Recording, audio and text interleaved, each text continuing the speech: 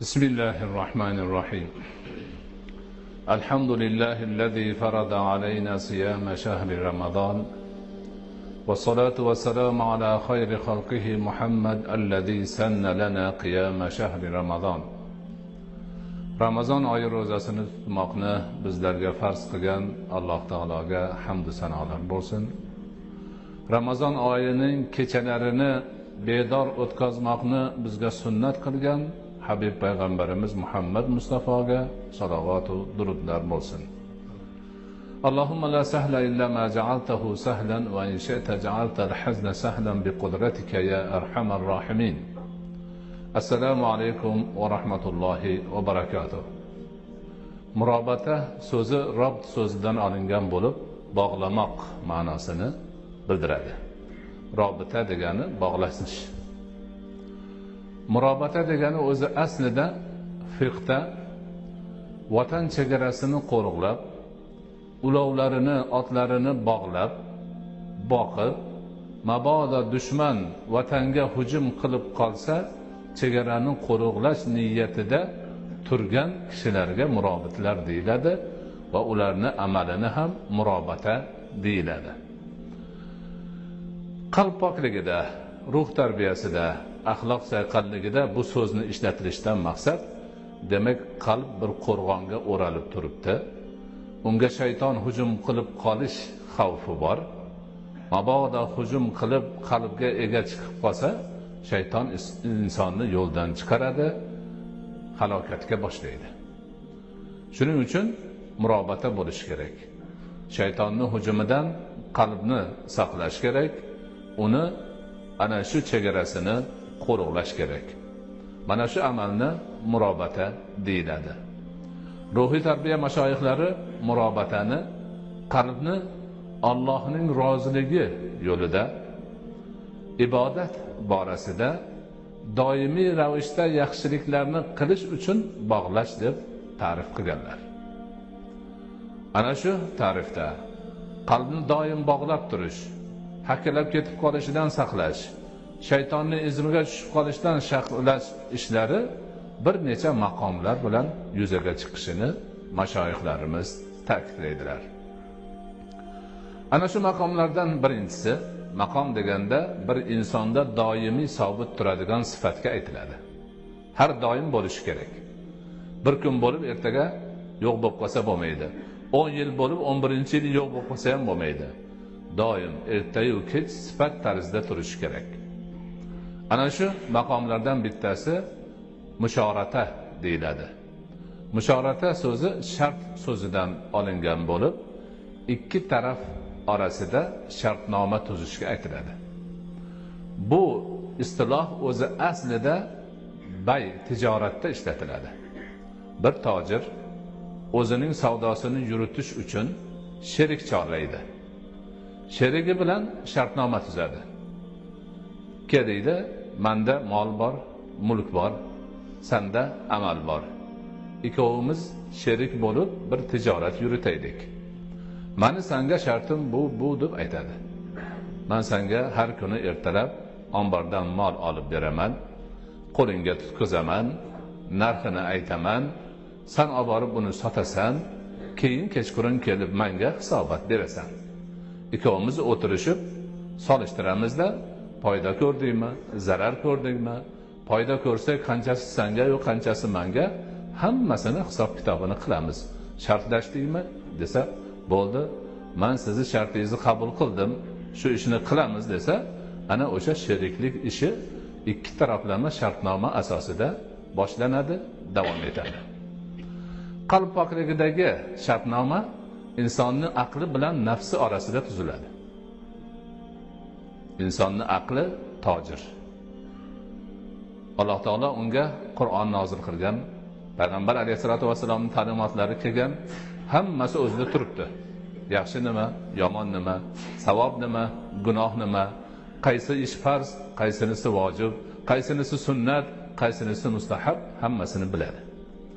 Nafs esa shularni qilmaslikka yo'l axtarib turadi. Havoyi nafsni uchishi bor.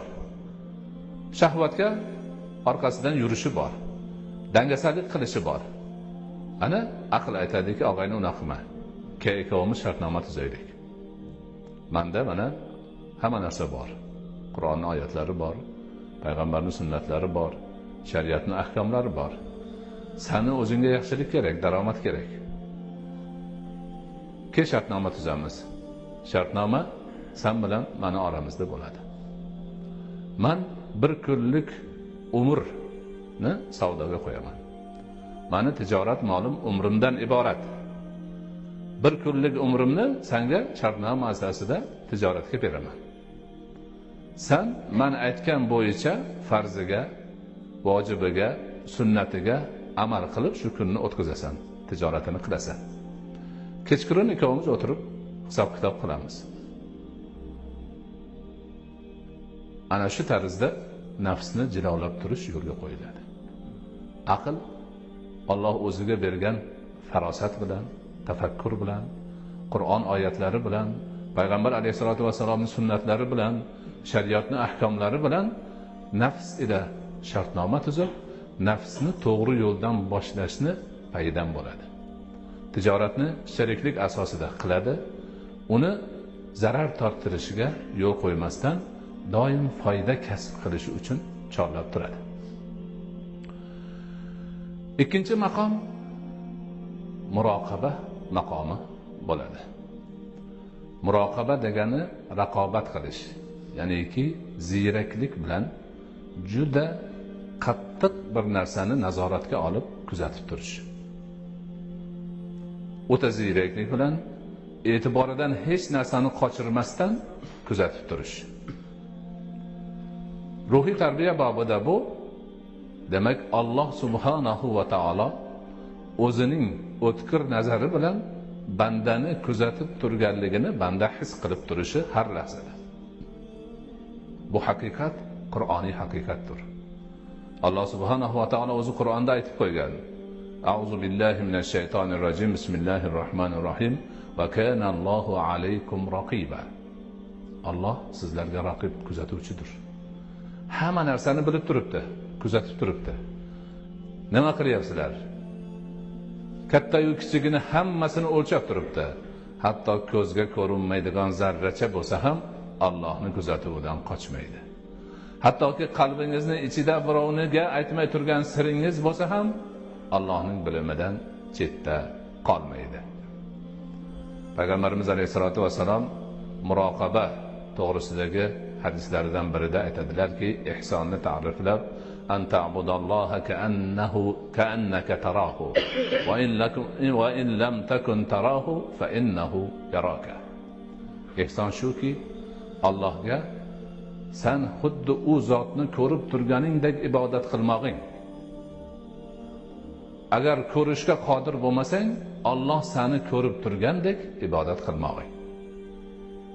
Ana birinchi bosh vazifa Allohga u zotni o'zini ko'rib turgandek ibodat qilishga bandani qurbi yetmasa, ikkinchisiga majbur. Alloh uni ko'rib turganligini zinhor va zunhor unutmasligi kerak. Ana shu his bilan, ana shu sezgi bilan, ana shu majburiyat bilan yashagandagina banda Allohni kuzatib turgan muroqabasini yo'lga qo'ygan bo'ladi. Ana muroqaba ana shundoq buyuk narsa. Bandani biror lahza tark etmaydigan xususiyat bo'lishi kerak. Muroqabani albatta keyin alohida o'rganiladi, lekin hozir bir ta'rifi ma'nosida bu gaplar aytib o'tilmoqda. Mashoyixlardan bittalarini yosh shogirdlari bor ekan. Ustoz o'sha shogirdga alohida e'tibor berib, hurmat qilar ekan. Boshqa kishilar, xususan ustozning sheriklari bunga g'ashlari kelar ekan. Biz axir mashoyixlarmiz. Bizi oldimizda bu bolachani muncha hurmat qilasiz degan e'tirozlargacha gap borib yetar ekan. Shunda ustoz bir kuni o'sha e'tirozchilarga ham, haligi bolaga ham qo'liga bittadan qush, bittadan pichoq beribdilar-da, sizlardan iltimos, har kishi o'zi alohida borib hech kim ko'rmaydigan yerda shu qo'shni so'yib tozalab kelsin, keyin o'tirib mana shu pishirib yeb bir suhbat qilamiz, sizlarni tortishuv masalalarini yechamiz. Hamma har qayoqqa tarqab ketibdi, ma'lum bir muddat o'tibdi. Undan keyin hamma kelib yana ustozni huzurida yig'ilibdi. Nima bo'ldi? Mana so'ydik, olib keldik, mana buniki, mana buniki desa, haligi bola tirik qushni ko'rsatdi. Ha? Nimaga so'ymading? Ha, o'zingiz birov ko'rmaydigan joyda so'ydi deysiz-ku. Ha, dedim, mana bular so'yib kelibdi, sen nimaga so'ymading? Alloh ko'rmaydigan joy topolmadim-da, shuning uchun so'ymadim dedi. Shunda hech gapsiz haligi odamlar bo'ldi, bu bolaning hurmatini qilavering deyishgan ekan. Ya'ni o'zlarini nuqsonini sezgan. O'sha kichik bolani Alloh muroqaba qilib turish hissini o'zlarida yo'q ekanliklarini tan olishgan. Demak, muroqaba mana shu shaklda bo'lishi kerak. Raviylar hadis ilmini ustozlari rivoyat qiladilar. Hazrati Umar ibn Xattob radhiyallohu anhu Makka mukarramaga tomon Madinadan safarga chiqqan ekanlar. Shaharga yaqinlashib qolganda nihoyatda qattiq qorong'i bir joyda qolishgan ekan. Bir vaqtida shitir-shitir ovozlar eshitilib qoldi. Qarasa bir cho'pon ko'p qo'ylarni haydab kelyapti. O'zining boqib yurgan qo'ylarini haydab kelayotgan ekan. So'rashibdi. Keyin Hazrat Umar aytdiki, qo'ylaringdan bittasini bizga sot debdilar. Haligi cho'pon men qulman debdi. Men qulman degani qo'y meniki emas, xo'jayinimniki, men boqib yuribman. Meni haqqim yo'q qo'y sotishga. Hazrat Umar aytdilarki, sinash uchun nima der ekan deb, xo'jayiningga bo'ri yeb ketdi deb qo'yasan debdilar. Haqiqatan qorong'i, hech kim yo'q. Bittasini sotib, pulni kissasiga solsa, ertaga xo'jayinga bitta qo'yini bo'ri olib qochdi kechasi desa, kim uni izlab topadi? Lekin haligi qul Hazrati Umar xo'jayiningga bo'ri yeb ketdi deb qo'yarsan deyishi bilan Alloh qayerda dedi. Ayna Alloh dedi. Shunda Hazrati Umar jim qoldilar. Tan berdilar haligiga. U qo'yini haydab ketdi. Raviy aytadiki, ertasiga Hazrati Umar turib namoz o'qigandan keyin birinchi qilgan ishlari o'sha qulni topish bo'ldi deydi. Izlab topdilarda egasiga aytdi, "Necha pul so'raysan, men shuni hozir sotib olib ozod qilaman" dedi. Va aytganini berib, qulni ozod qildilar. Keyin qulga aytdi, "Ey bola, sen dedi, bir og'iz gaping uchun bu dunyoda ozod bo'lding. Alloh xohlasa shu gaping uchun u dunyoda ham ozod bo'lasan" dedi. Allohning muroqabasini sezish ana shu darajada. Qorong'i kechaning ichida, bepoyon cho'lni o'rtasida, hech kim ko'rmaydigan joyda bir qora qul, haligacha nomini birov bilmaydi. Otasi kim, onasi kim bilmaydi, xo'jayini kim bilmaydi, lekin tarixga kirdi. Bu dunyoda bir og'iz muroqaba so'zi aynalloh degani uchun ozod bo'ldi. Va Hazrati Umarning bashoratiki, oxiratda ham ajab emaski, do'zaxdan ozod bo'lsa. Sahl ibn Abdulloh degan buyuk zot o'tganlar. U kishi aytadilarki, "Ana tog'am juda ko'p ibodat qilardilar. Chamasi 3 yoshlik bola edim. Kechasi tog'amni ibodati paytida uyg'onib ketib tomosha qilardim ibodatini. Mani bu holimni ko'rdi-da, tog'am oldimga kelib, "Sahl qalaysan?" dedi. "Ha, yaxshiman. Shu kechalari uyg'onyapsan-a? Har uyg'onganingda 3 marta Alloh men bilan, Alloh meni ko'rib turibdi, Alloh meni bilib turibdi" deb qo'ygan. 3 marta aytgan, xo'pmi? Ha, xo'p. Bir necha kun shuni aytdim deydi. Keyin tog'am kelib yana sinab ko'rdilar. Keyin aytdiki deydi, "Mana shu narsani halovatini o'zim men kichkina bo'lsam ham sezdim." Ma'lum bir muddatga yetganda tog'am aytdi, "Sahl, ha. Alloh sen bilan, ha. Alloh seni ko'rib turibdi, ha. Alloh seni bilib turibdi, ha. Endi shu sen bilan bo'lgan Alloh seni ko'rib turgan Alloh, seni bilib turgan Allohga gunoh qilishing joizmi dedi. Yo'q, dedim, bo'lmasa gunoh qilma. Ana shunday o'sdim deydi. 6 yoshimdan Qur'onni yodladim. Undan keyin boshqa ibodatlarni qildim. Mana bugunga kelib, kimsan? Sahl ibn Abdulloh degan bo'ldim deydi. Ya'ni bolalarda ham mana shu tuyg'uni, Allohning kuzatib turishini, ziyraklik bilan bandasini har tarafdan demak tekshirib turishini his qilish tuyg'usi, muroqaba har bir bandada bo'lishi kerak. Shunda nafsi pok bo'ladi, ruhi baquvvat bo'ladi, axloqi sayqalgan bo'ladi.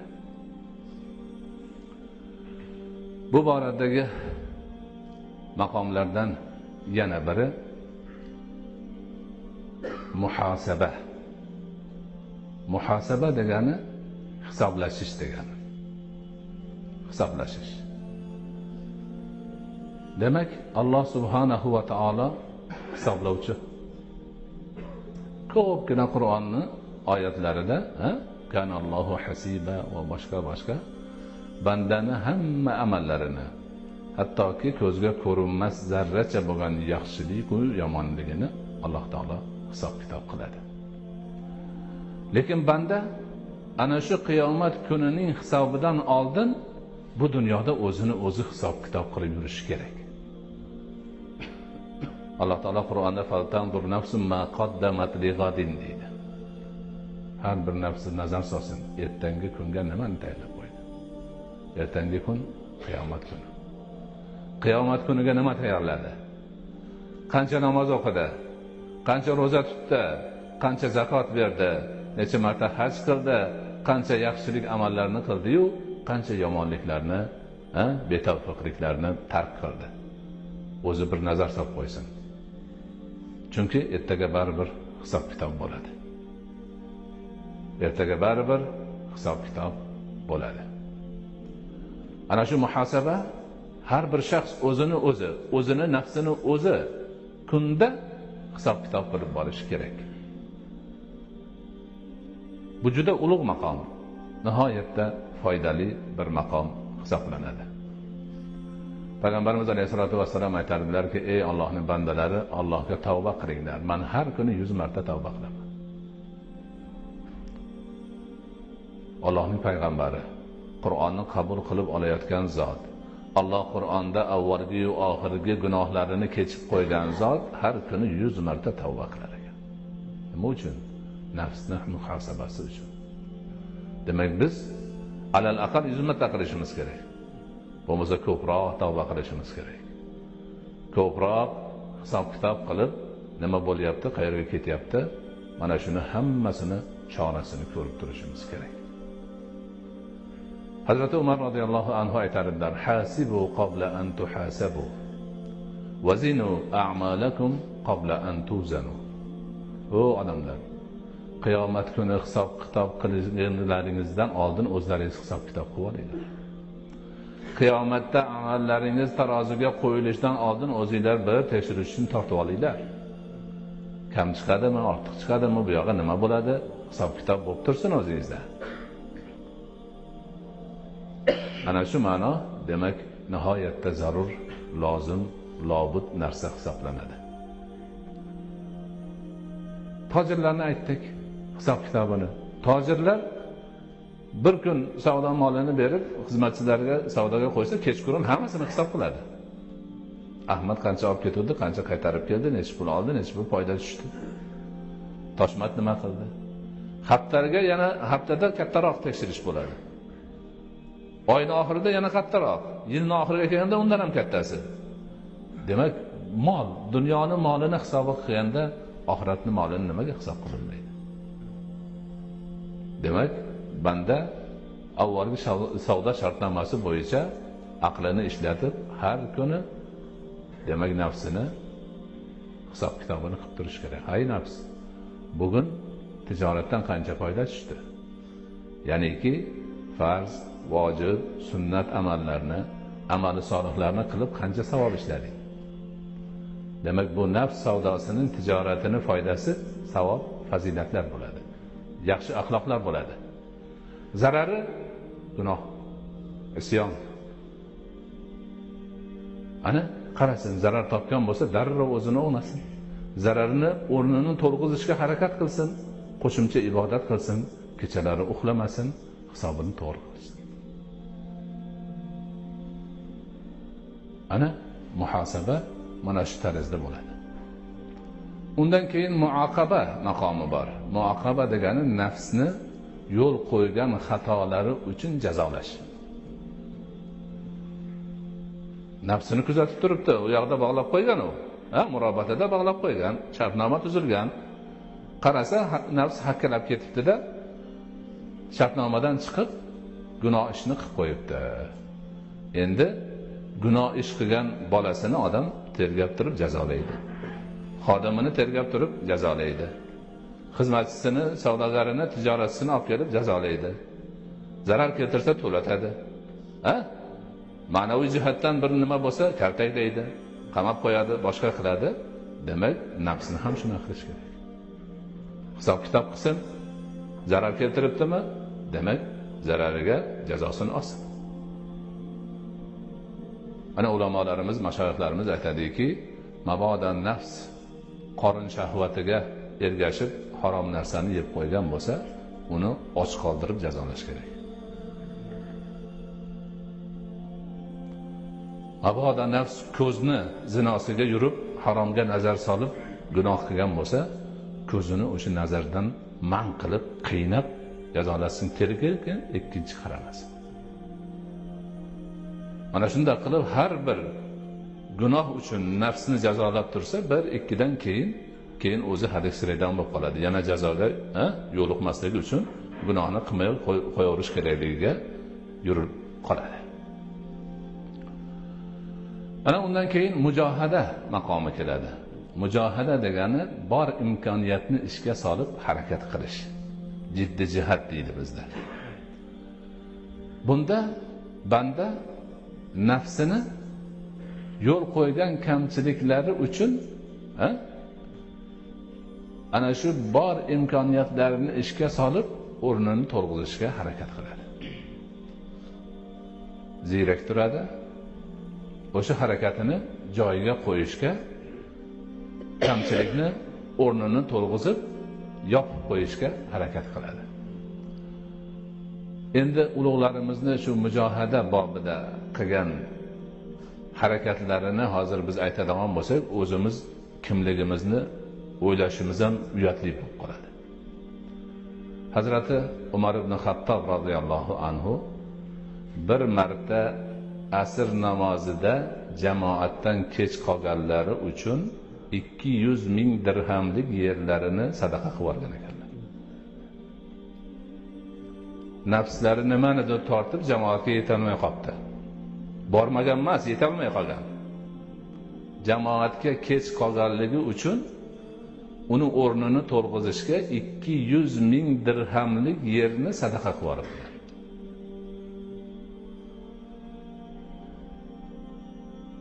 Biz o'zimiz o'ylab, o'zimizni bahomizni qo'yib olaveramiz.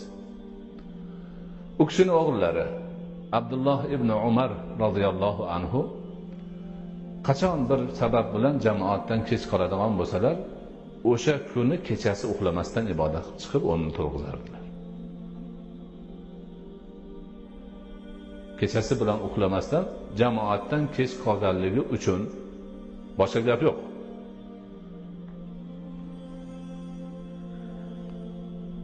Mana shu holatlarni demak biz juda yaxshi o'zlashtirishimiz kerak. Nihoyatda ehtiyotlik bilan harakat qilishimiz kerak. Ibrohim ibn Adhamni uyiga bir mehmon kelibdi. Shu mehmon rivoyat qilyapti. Ya'ni bu ulug' katta bir shayx, dunyoga nomi ketgan ibodat bilan, taqvo bilan. Mehmon endi niyati shu odamni har bir harakatidan o'rnak olish. Kirib uyida tursa, u odam yotishga tayyorgarlik ko'rayotgan ekan, Ibrohim ibn Adham. Bitta ridoga o'randi. va yonboshi bilan yotdi, kechasi bilan qimir etmadi deydi. Umuman qimir etgan sharpa bilinmadi. Ertalab azon aytiluvdi, turib namozga kirib ketyapti. Men deydi o'zimni tutib tura olmay, "O, tahorat qilmadingiz-ku?" dedim deydi. Ridoga boshingizni burkab olib, kechasi bilan uxlab chiqdingiz. Hozir tahorat qilmay namozga kirib ketyapsiz. Bu qanaqa gap desam, "Voy bola, men kechasi men jannat bilan do'zaxning orasida yurib chiqdim, uxlaymanmi o'zimda?"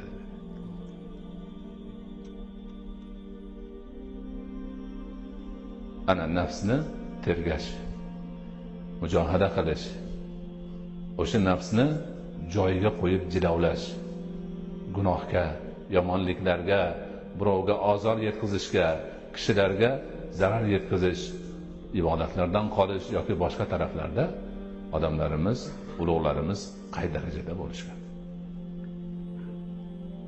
Bularning hammasi siz bilan bizga ibrat, o'rnak bo'lishi kerak. O'zimizni bir taroziga solib ko'rishimiz kerak. Nafsni pokligi, axloqni sayqali uchun murobata mukammal bo'lishi uchun 6-chi maqom muotaba maqomi bor. Bitob degani koyish. Mo'min, musulmon inson o'z nafsini doim koyib turishi kerak. Bir narsani qilmasa nimaga qilmading deb qo'yish kerak. Xatoga yo'l qo'ysa nimaga xatoga yo'l qo'yding deb koyish kerak. Kamroq amal qilsa nimaga ko'proq qilmading deb koyish kerak. Doimiy ravishda faqat yaxshilikka intilish kerak. Kecha ham aytib o'tdik, bugun kechagidan yaxshiroq musulmon bo'lish kerak. Ertaga bugungidan yaxshiroq bo'lish kerak. Agar men bir kun yashab, yana avvalgi kunday holimda turaversam, meni taraqqiyotim yo'q. Kechagidan bugun men afzal musulmon bo'lishim kerak. Ertaga bugungidan yaxshi bo'lishim kerak. Agar shuni qila olmasam, men nafsimni koyishim kerak. Malomat qilishim kerak, so'kishim kerak.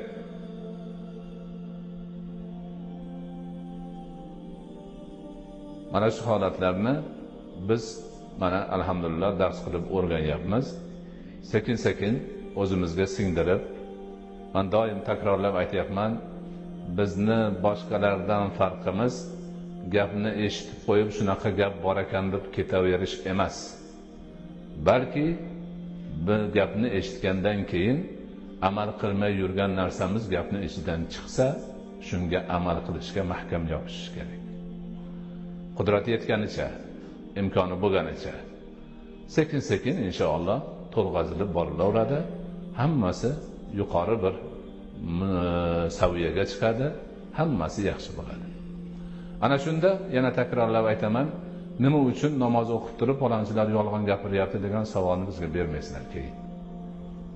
Nima uchun roza tutib turib odamlar bir-birini aldayapti, molini olib qochib ketyapti degan savol chiqmaydi, chunki haligi gaplar bor-da. Biz hozir shularni qilmaganimiz uchun namoz o'qisak ham, roza tutsak ham, hajga borib kelsak ham noshariy ishlarni o'zimizga ilashtirib olyapmiz. Ruhiy tarbiyamiz oqsoq, qalb pokligi bilan shug'ullanganimiz yo'q, axloqimizni o'g'nash uchun ilmiy dars olganimiz yo'q. Inshaalloh bo'ladi bularning hammasi va yo'lga qo'yiladi va inshaalloh bularning samarasidan hammamiz yaxshi bir foydalangan bo'lamiz. Munofiqlar, islom dushmanlari boshqa jabhalarda musulmonlarga kuchlari yetmaganlaridan so'ng aynan axloqiy jabha, axloqiy sohani tanlab mana shu yerda musulmonlarga zarba berish payidan fitna uyushtirganlar. Ular payg'ambar alayhisolatu vasallamning eng yaxshi ko'rgan ayollari Oysha onamizni haqida to'qima, yolg'on, bo'xton, ayblov tarqatganlar.